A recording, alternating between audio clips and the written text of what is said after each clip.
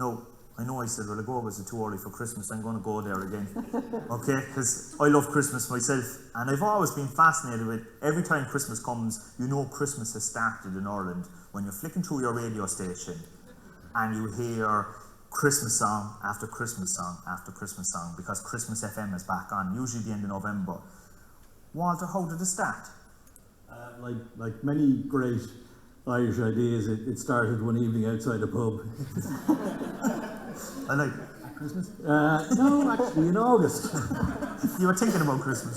Well, actually there was a few of us who'd worked on various radio stations, and we were just kind of thinking, what are we going to do next?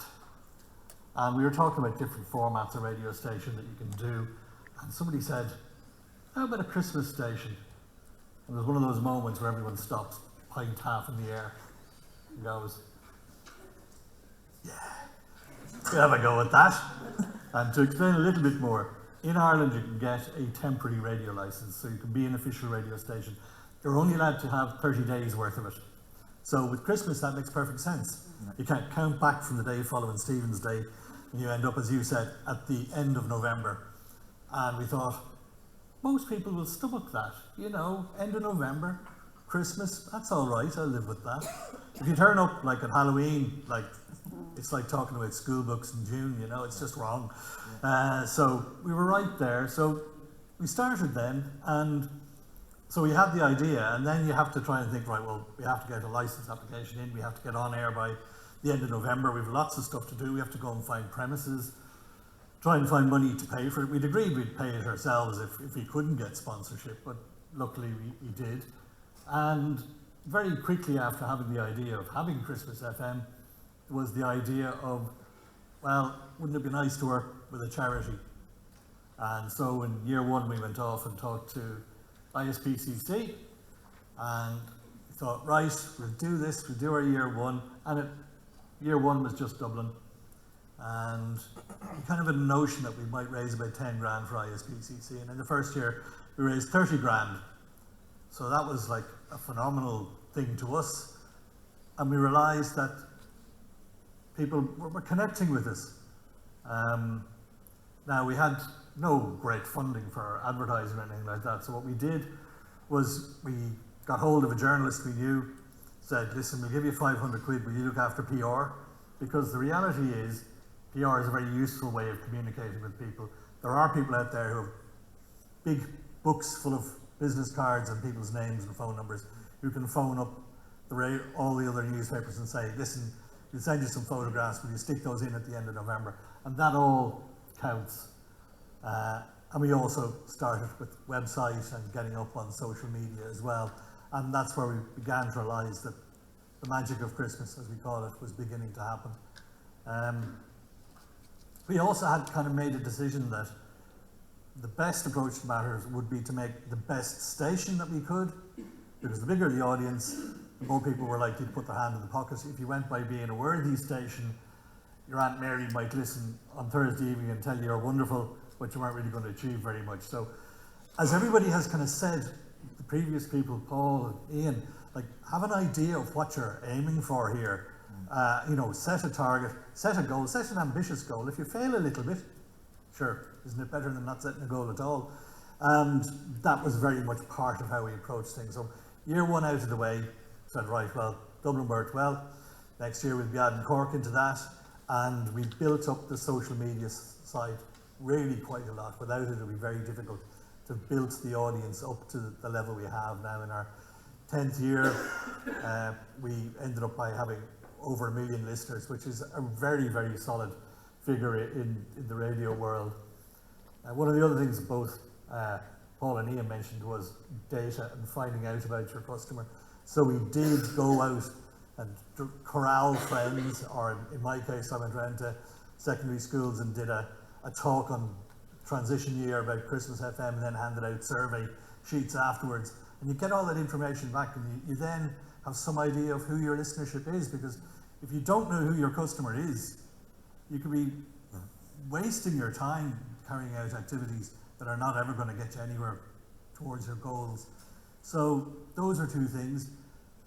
The working with the charities, we realized after year one, was slightly more complicated. We'd gone in, and in year one, we got the money from the sponsors, we got donations in, and we put it all in one big pot. We took whatever we'd spent, because transmission equipment and all that has to be paid for, and then gave the rest over to the charity.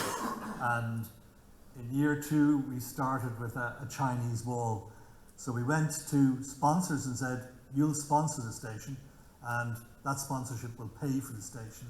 And then separately, we'll ask for donations from our listeners, and that would go directly to the charity. So if you go to Christmas FM and you go to the donate page, that isn't actually our page. That's the charities page, papered to look like us. So every donation goes direct to the charity.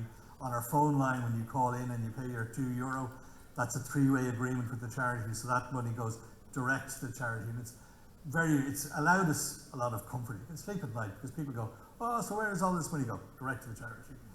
How did you convince all of the presenters? They all do it voluntarily, don't they? Yeah, they do. There's a surprising number of hairy old middle-aged men and women who were in radio in younger days who are willing to put their shoulder to the wheel. And so, people like Mike Maloney, ex-2FM people, are all willing to come up and do a few hours and just bank it for, they need some after the funeral to see them good. And so they've all just done it and do it with a really good heart. And that builds an atmosphere for the station because everybody is just here with the one focus in mind, to make this the best station they can and to raise as much as they can for whichever charity we're partnering with. And that just comes out on air, and the listeners have the opportunity to text in a way that they wouldn't have access normally in a station. The online activity, we would have gone, I think it's over 100,000 Facebook hits, or not hits, but connections. And, these people interact with us all the time. There's kind of a level of trust that we have, and it's incredibly important not to damage that trust. When we are selecting charities, we go through a very thorough process to make sure that nothing's going to blow up in our face. Even down to the level, we have contracts with the charities about what they can say and what we can say and everything like that. Because if that trust is damaged, then it's very, very hard to rebuild that. And we saw a few years back when, unfortunately, some people involved in charity were not as trustworthy as would be like, and it did horrible damage to the charity sector in general.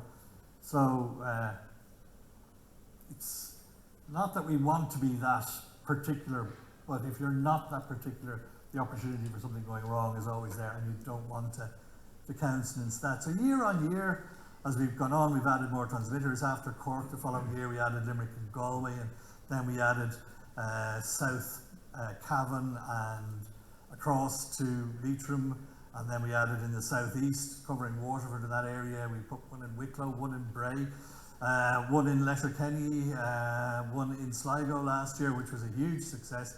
And we know from all the information that's coming in where these people are listening. We do market research after we've gone off air to find out, the age of our listeners, the gender mix, all those sort of things. Because without that information, you are flying blind, and flying blind is not a great way to run a business.